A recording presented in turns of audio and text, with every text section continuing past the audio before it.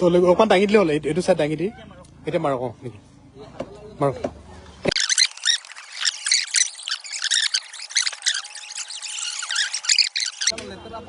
ইমান খজতি পানী আমি নামি ঘৰলৈ গৈছিলো ইমান এককাল পানী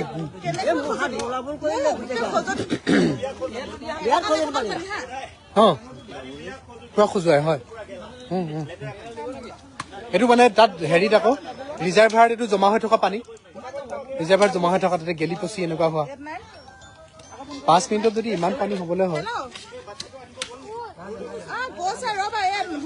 ভুৱা এখন বনাই আছে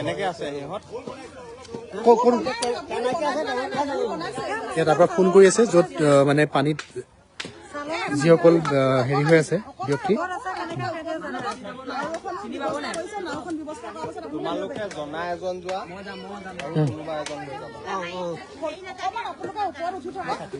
বানপানীৰ বাবে আবদ্ধ হৈ থকা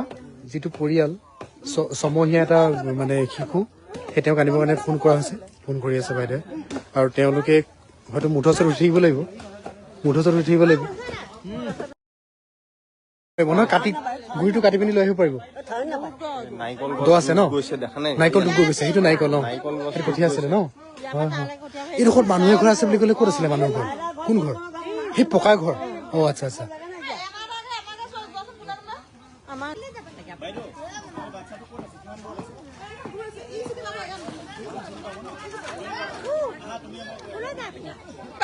এই শুকান কলপটুৱাৰী এই শুকান কলপটুৱাৰী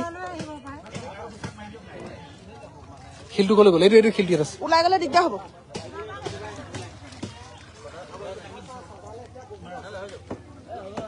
এটা ভয়ংকৰ এক অবননীয় পৰিস্থিতি ইয়াত হৈ আছে ইয়াত যদি প্ৰশাসনৰ নিজে নাহে তেওঁলোকে অনুভৱ কৰিব নোৱাৰিব 3:13 হ'ল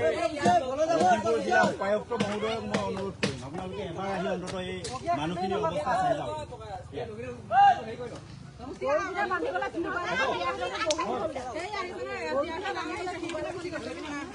নাও এখন লাগে না